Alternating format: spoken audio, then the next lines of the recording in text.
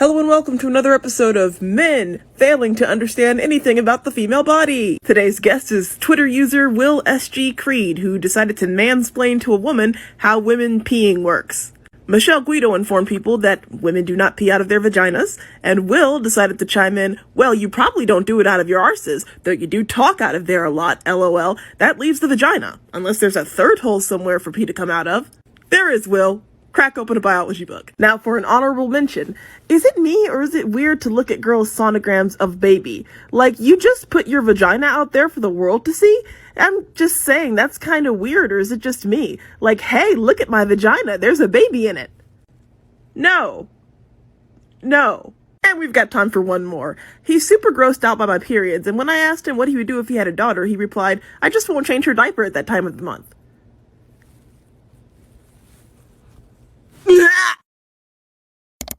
Detox is a word that charlatans use to take advantage of people who don't understand biology. You see it all the time. Colon cleansers and blood purifiers and my favorite, detox foot pads. I've been seeing a lot more of these lately. These are little white packets that you stick to the bottom of your foot, and while you sleep, they draw out all of these toxins from your body. Look at that! Except they don't actually do anything. I just ran this under tap water for 10 seconds. These are full of iron, which rusts when it gets wet, maybe some charcoal and some dyes for good measure, so that way when your foot sweats while you sleep, they turn all gross like this, and you can feel so much cleaner in the morning. Ask these con artists, next time they try to sell you something like this, what exactly is a toxin? And don't just say chemicals or metals like that means anything. What is the specific biological mechanism by way your product pulls these toxins out of my body, especially through the thickest skin on my whole body, the sole of my foot? Really? Your body cleans itself out just fine. Don't buy this crap. Take a snail with your hand. See all these tendons coming down out of your wrist? This one right here in the middle is called palmaris longus, and it's a muscle that's so useless that about 14% of people don't even have it. Now, why would we have a muscle that we don't need? It's because this is what's called a vestigial structure, a leftover from evolution. Something that used to do something for our ancestors a few million years ago, but now doesn't really do anything at all. And you've got a lot more than just this one.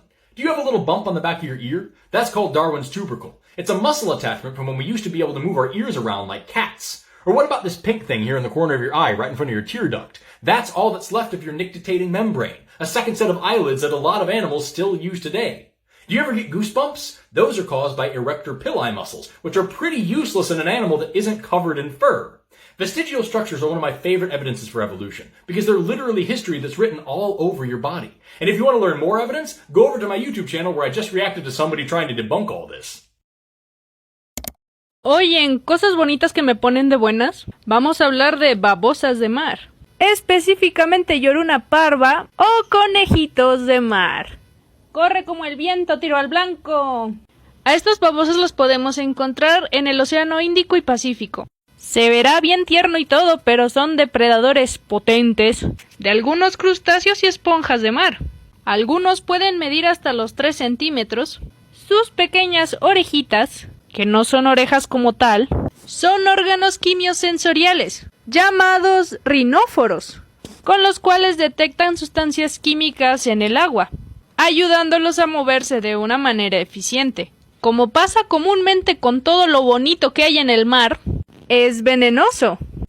Esta toxicidad la usa para evitar depredadores. No es venenoso para los humanos. Y se utiliza en investigaciones contra el cáncer. ¡Están todos bien bonitos!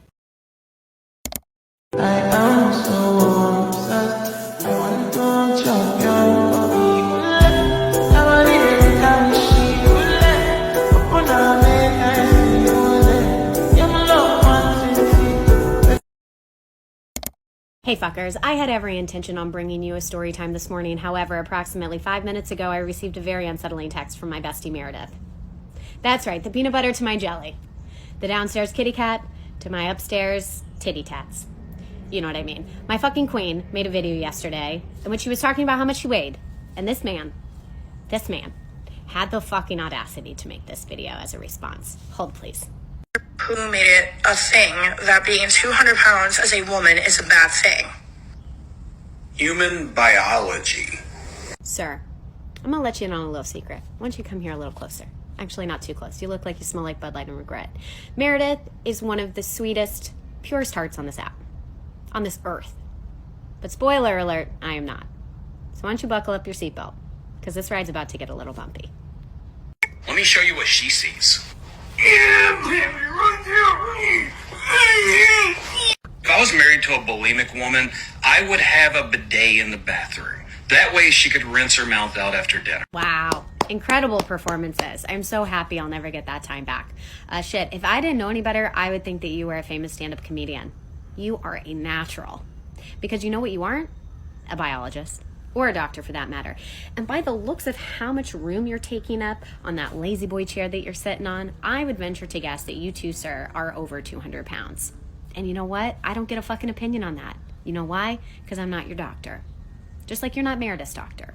So you don't get to have an opinion on how much she weighs or whether or not she's healthy.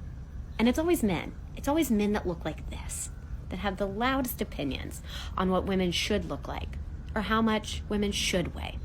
My suggestion, sir, is to worry about your own shit and less about women's bodies. Just a suggestion. I hope that you have the day that you deserve. Said I was too much, you're just not enough.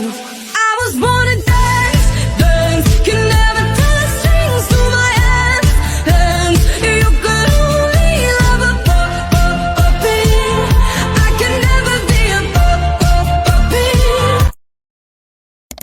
If you go swimming in the Great Lakes, this is something you don't want to find attached to you. It's known as a lamprey. It is a parasitic jawless fish that's been around for over 360 million years. Most species in the Great Lakes are invasive and were introduced in the 1880s, and they're a lovely blood-sucking parasite.